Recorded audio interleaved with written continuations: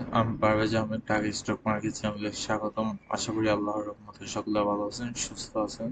তো আজকে আমি আলোচনা করব ব্রিটিশ আমেরিকান টোবাকো বেডবিসি বাংলাদেশ কোম্পানি নিয়ে। সো এই কোম্পানিটার যদি আমরা বিগত বছর 2024-এর ইপিএসটা দেখি, তাহলে বেশ ভালো একটা ইপিএস ছিল। বাট এবছর যেটা এস্টিমেটেড ইপিএস, সেটা অলমোস্ট হাফ বিগত বছরের তুলনায়, অর্ধেক। সো এইটা হচ্ছে সিচুয়েশন। ফার্স্ট কোয়ার্টারে সে 5 টাকা 89 পয়সা, যেটা গত বছরের তুলনায় আম, প্রায় 20%, 30% কম।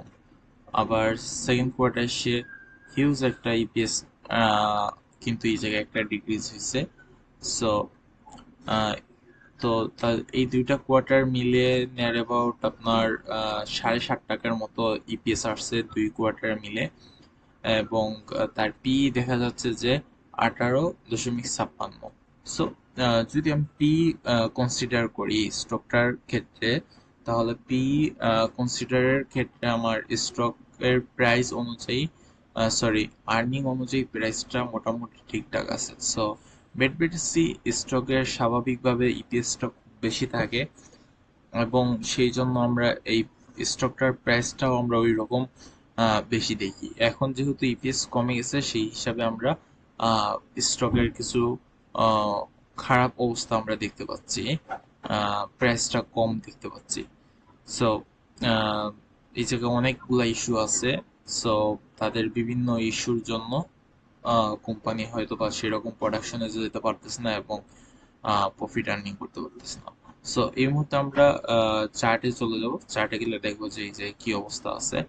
তো চার্টে যদি আমি প্রিভিয়াস চার্ট গুলা দেখি, 2013 থেকে 2013 সালে এটার কিন্তু একটা স্টকের প্রাইস ছিল 800 টাকার, 800 850।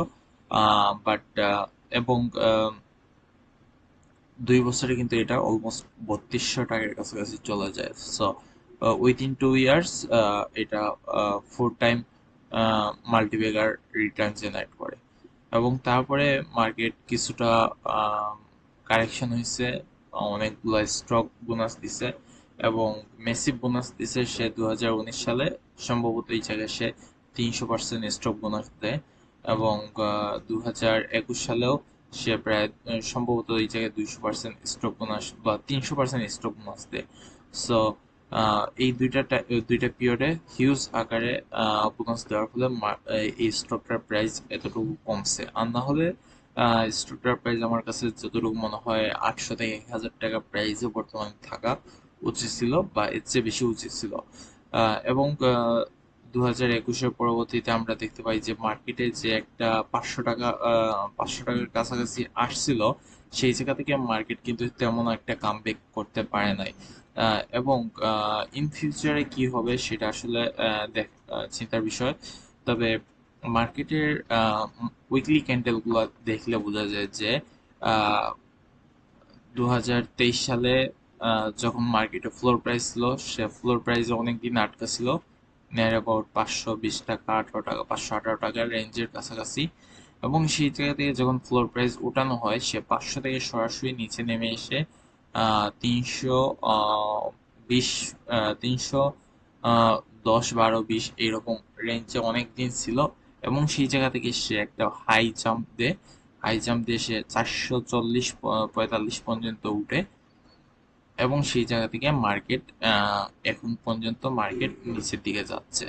সো মার্কেট বিগত আহ, মে মাসে অলরেডি আরেকটা টপ, বটম ক্রিয়েট করছে। সেটা হচ্ছে 300 নিচে 250 টাকার কাছাকাছি। সো এই জায়গা থেকে মার্কেট আরেকটা শুট আপ করছে, যেরকম এই জায়গা থেকে একটা শুট আপ করছিল, সেই রকম এই জায়গা থেকে একটা শুট আপ করছে।